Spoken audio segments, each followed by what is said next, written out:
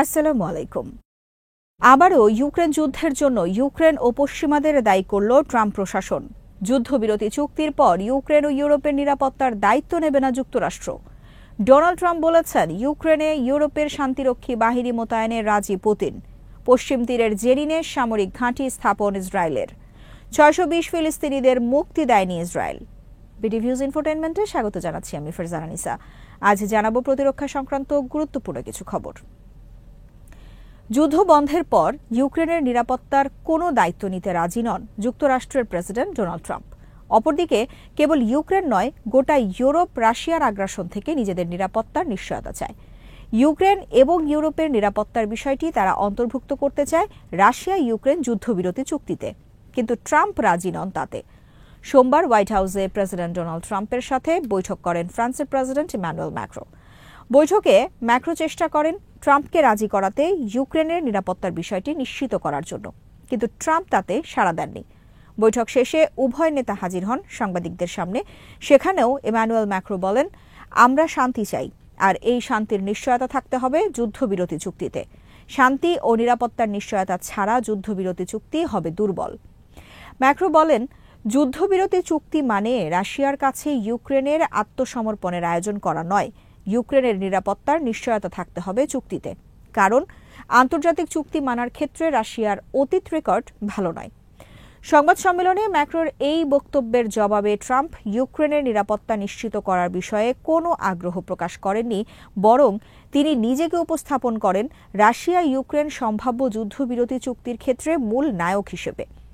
একই সাথে তিনি জোর দেন ইউক্রেন সহ ইউরোপের নিজেদের নিরাপত্তা নিজেদের ব্যবস্থা করার জন্য।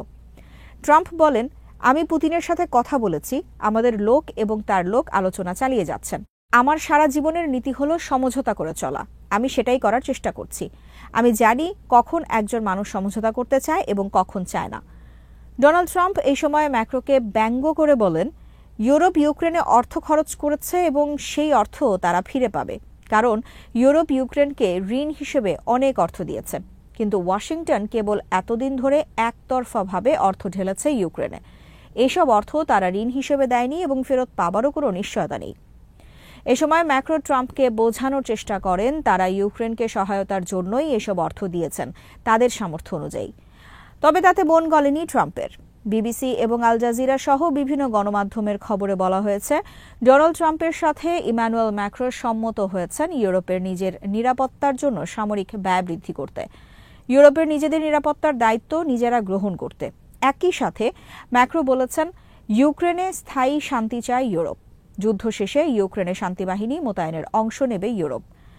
ডোনাল্ড ট্রাম্প বলেছেন, আমি ইউক্রেনের ইউরোপের শান্তিরক্ষী বাহিনী মোতায়েন সমর্থন করি এবং আশা করি পুতিন এতে সম্মত হবেন। এর আগে ব্রিটেন ইউক্রেনে সেনা মোতায়েনের ঘোষণা দেওয়ার পর ক্রেমলিনের পক্ষ থেকে বলা হয়েছে, ইউক্রেনে কোনো ন্যাটো সদস্য দেশের সেনা উপস্থিতি মেনে নেবে না তারা, এমনকি তা শান্তিরক্ষী বাহিনী হিসেবে হলেও তারা তা মানবেন না। এক সপ্তাহের বেশি ধরে ইউক্রেন প্রেসিডেন্ট ভলোদিমির জেলেনস্কি এবং ইউরোপের বিরুদ্ধে ডোনাল্ড ট্রাম্পের তীব্র সমালোচনার প্রেক্ষিতে ওয়াশিংটন সফরে আসলেন ফ্রান্সের প্রেসিডেন্ট। ইউক্রেন যুদ্ধ বন্ধ আলোচনায় ইউক্রেন এবং ইউরোপের কোনো প্রতিনিধি না রাখায় হতাশ ইউরোপের নেতৃবৃন্দ।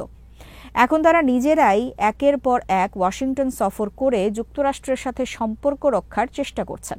ফ্রান্সের প্রেসিডেন্ট ম্যাক্রোর পর ওয়াশিংটন সফরের কথা রয়েছে ব্রিটেনের প্রধানমন্ত্রী কিয়ের স্টারমারের। এবার ইউক্রেন বিষয়ে ডোনাল্ড ট্রাম্পের উপদেষ্টা স্টিভ উইটকফ বলেছেন, ইউক্রেন যুদ্ধের জন্য দায়ী ইউক্রেন আর যুক্তরাষ্ট্রসহ পশ্চিমা দেশগুলো। তারা এই যুদ্ধে রাশিয়াকে জড়ানোর জন্য উস্কানি দিয়েছে। রাশিয়া তার নিরাপত্তার কারণে এই যুদ্ধে জড়িয়েছে। স্টিভ পরিষ্কার করে বলেন, ইউক্রেন যুদ্ধ পরিকল্পিতভাবে লাগানো হয়েছে, এর পেছনে পরিকল্পিত উস্কানি ছিল। মঙ্গলবার সিএনএনকে দেয়া এক সাক্ষাৎকারে এই মন্তব্য করেন স্টিভ উইটকফ। উইটকফ বলেন, এই যুদ্ধের কোনো প্রয়োজন ছিল না, এই যুদ্ধ লাগানো হয়েছে, আর এর পেছনে রাশিয়ার পক্ষ থেকে উস্কানি ছিল না, বরং তাদেরকে উস্কানি দেওয়া হয়েছে যুদ্ধে জড়ানোর জন্য। এই যুদ্ধের আগে যে ধরনের পরিস্থিতি সৃষ্টি করা হয়েছিল তাতে রাশিয়ার নিরাপত্তা নিয়ে উদ্বিগ্ন হওয়ার যথেষ্ট কারণ ছিল। এর আগে ডোনাল্ড ট্রাম্পও একইভাবে ইউক্রেন যুদ্ধের জন্য সরাসরি ইউক্রেন প্রেসিডেন্ট ভলোদিমির জেলেনস্কি এবং বাইডেন প্রশাসনকে দায়ী করেছেন। জেলেনস্কির প্রতি তীব্র বিষোদ্গার করে ট্রাম্প বলেছেন, ইউক্রেন নামক সুন্দর একটি দেশ ধ্বংস করে দিয়েছেন জেলেনস্কি। তার কারণে ইউক্রেনে মারা গেছে লাখ লাখ মানুষ। প্রেসিডেন্ট ডোনাল্ড ট্রাম্প সহ ট্রাম্প প্রশাসনের শীর্ষ কর্মকর্তাদের এই ধরনের বক্তব্য নিয়ে গোটা পশ্চিমা জগতে চলছে তীব্র আলোচনা সমালোচনা। অনেকে অভিযোগ করেছেন ওয়াশিংটন কথা বলছে পুরোপুরি রাশিয়ার সুরে। তারা এই যুদ্ধে রাশিয়ার জন্য বড় ধরনের বিজয়ের ব্যবস্থা করতে যাচ্ছেন। অপরদিকে প্রতিরক্ষা বিষয়ে ট্রাম্প প্রশাসন যে পরিকল্পনা গ্রহণ করেছে তাতে তারা বিশ্বকে তুলে দিতে চাচ্ছে রাশিয়া ও চীনের হাতে। মঙ্গলবার সিএনএন-এর খবরে বলা হয়েছে, ট্রাম্পের সামরিক ব্যয় ঘোষণার পর নিরাপত্তাহীনতায় ভুগছে যুক্তরাষ্ট্রের CIA সহ বিভিন্ন নিরাপত্তা সংস্থা। ব্যয় কমানোর গুরুত্বপূর্ণ অনেক তথ্য ফাঁস হওয়ার আশঙ্কা করেছে গোয়েন্দা সংস্থা CIA, কারণ গুরুত্বপূর্ণ তথ্য গোপন রাখার জন্য বিপুল পরিমাণ অর্থ খরচ করতে হয়। প্রতিরক্ষা ব্যয় কমানো হলে নেতিবাচক প্রভাব পড়বে সর্বত্র। মঙ্গলবার CNN-এর আরেক খবরে বলা হয়েছে, ডোনাল্ড ট্রাম্প দখল করতে যাচ্ছেন সামরিক সদর দফতর পেন্টাগন। শুক্রবার সেনা সর্বাধিনায়ক সহ 3 শীর্ষ জেনারেলকে বরখাস্তের মাধ্যমে এই প্রক্রিয়া শুরু করেছেন তিনি। গুরুত্বপূর্ণ সব পদে তিনি তার পছন্দের আর অনুগত লোক বসানোর চেষ্টা করছেন বলে অভিযোগ করেছে CNN। সোমবারও ইসরায়েল মুক্তি দেয়নি 620 বন্দী ফিলিস্তিনি। তাদেরকে গত শনিবার মুক্তি দেওয়ার কথা ছিল ইসরায়েলের। ওই দিন হামাস মুক্তি দেয় 6 ইসরায়েলি জিম্মি, কিন্তু বিনিময়ে ইসরায়েল বন্দী ফিলিস্তিনিদের মুক্তির পরিবর্তে নতুন 2টি শর্ত আরোপ করেছে। এর একটি হলো বাকি সব ইসরায়েলি জিম্মিকে মুক্তির নিশ্চয়তা এবং জিম্মি মুক্তির আগে অনুষ্ঠান না করা। তবে ইসরায়েল সোমবার একটি শর্ত বাদ দিয়েছে, নতুন আরেকটি শর্ত আরোপ করেছে। মঙ্গলবার টাইমস অফ ইসরায়েলের খবরে বলা হয়েছে, সরকারের পক্ষ থেকে বলা হয়েছে, হামাস যদি নিহত 4 ইসরায়েলির লাশ কোনো অনুষ্ঠান ছাড়া ফেরত দেয় তবে তারা মুক্তি দেবে 602 জন ফিলিস্তিনি। এদিকে 1 মাসের বেশি সময় ধরে পশ্চিম তীরের জেনিন উদ্বাস্তু শিবিরে ব্যাপক ধ্বংস কার্যক্রম পরিচালনার পর সেখানে সামরিক ঘাঁটি স্থাপন করেছে ইসরায়েল।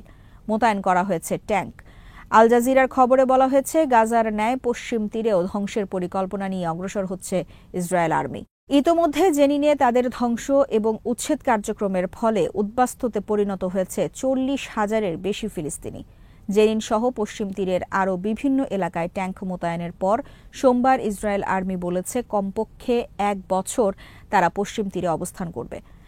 ইসরায়েলের অভিযোগ, হামাসের অনেক যোদ্ধা গাজা থেকে আশ্রয় নিয়েছে পশ্চিম তীরে। তাদের নির্মূল করা এখন তাদের লক্ষ্য। পশ্চিম তীরের নাবলুস সহ বিভিন্ন এলাকায় সোমবার ইসরায়েল আর্মির সাথে সংঘর্ষের ঘটনা ঘটে স্থানীয় ফিলিস্তিনিদের। হামাস অভিযোগ করেছে, যুদ্ধবিরতি চুক্তি থেকে বের হয়ে আসার চেষ্টা করছেন ইসরায়েলের প্রধানমন্ত্রী বেঞ্জামিন নেতানিয়াহু। আজ এখানেই শেষ করছি। সমরাস্ত্র, প্রতিরক্ষা ও কূটনীতির নানা তথ্য জানতে চোখ রাখুন বিটিভিউজ ইনফোটেইনমেন্টে। চ্যানেলটি ভালো লাগলে সাবস্ক্রাইব করুন, সংযুক্ত থাকুন আমাদের ফেসবুক পেজে। আল্লাহ হাফেজ।